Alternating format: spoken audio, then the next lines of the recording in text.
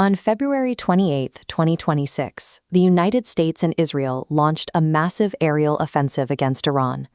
The stated objective was absolute: force a total surrender and dismantle the political regime. The operation relied on a long-held military doctrine. Planners assumed that overwhelming American air and naval superiority would quickly fracture the nation's resolve and force capitulation without a protracted ground war. In Washington, diplomacy was entirely discarded. Key forces in the White House pushed for a hardline stance, tearing up ongoing negotiations and replacing them with explicit demands for total submission. Modern air power doctrine assumes that if enough targets on the surface are destroyed, the state will cease to function. It is a strategy based entirely on what is visible, and it ignores what cannot be seen from 10,000 feet. While the initial bombardment decimated tens of thousands of buildings above ground, the true target of the offensive survived. Iran's strategic military spine remained largely untouched. Decades of intense economic sanctions and geographical encirclement had already forced the military to adapt. They relocated their ballistic capabilities and most sensitive infrastructure into deep, fortified underground facilities, rendering the opening airstrikes highly ineffective. International observers, including Rafael Grossi of the IAEA, soon confirmed the reality on the ground.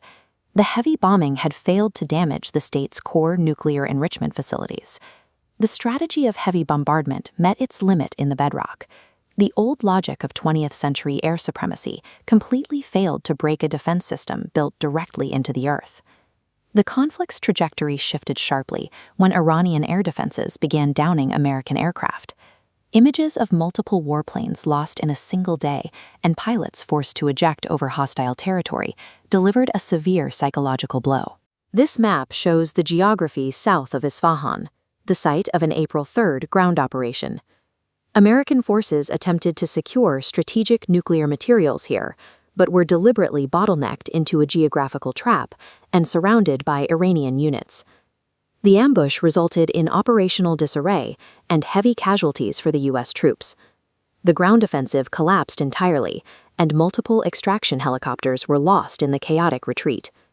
The combination of captured pilots and a failed ground extraction demonstrated that the attacking forces could be successfully repelled. The psychological advantage had decisively crossed over to the defenders. Faced with mounting tactical failures, the rhetoric from Washington escalated to its absolute limit. On April 7th, the president issued a public threat, warning that if demands were not met, a whole civilization will die tonight.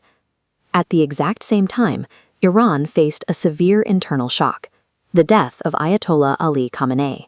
Western intelligence assumed this sudden loss of leadership would fracture the state from within, but the anticipated power vacuum did not materialize. Drawing on an entrenched bureaucratic structure and 2.5 millennia of statecraft, the government maintained continuous command and control without missing a beat. Realizing the opposing government would not fracture under military or internal pressure, Washington abruptly shifted course. By that evening, they utilized Pakistan as an intermediary to secure an immediate 2-week ceasefire. When a global superpower issues an ultimate threat of total destruction and then calls for a ceasefire hours later, the entire structure of international deterrence is exposed as hollow. The temporary pause evolved into the June 20th 14-point agreement. At the negotiating table, Washington formally abandoned every maximalist goal they had declared at the start of the war, including their demand for a complete ban on ballistic missiles. This animated map illustrates the most significant geopolitical outcome of the conflict. The Strait of Hormuz handles roughly $1 trillion in annual global trade, and the war left Iran as its undisputed gatekeeper. Commercial shipping now flows through this passage under direct Iranian regulations. This oversight grants Tehran immense economic leverage, allowing them to effectively bypass decades of Western sanctions. By attempting to dismantle the military by force and failing, the attacking coalition inadvertently handed their adversary control over the most vital artery of the global energy market. The political fallout in Washington was immediate. 8 American generals resigned in protest over the strategic failure, while hawkish lawmakers fiercely mutinied against the administration for signing what they viewed as an outright surrender. Similar fractures appeared in the Israeli cabinet. Ministers reacted with outrage upon learning that the ceasefire agreement required their military to withdraw forces from Lebanon. Within American politics, figures like J.D. Vance began articulating a stark realization regarding the strict limits of hard military power against a heavily fortified state. It confirmed an old strategic maxim attributed to Henry Kissinger: a conventional army loses if it does not achieve a clear and decisive victory, but a defending force wins simply by surviving the assault. The negotiating table is longer than the rifle, but it is also more fragile.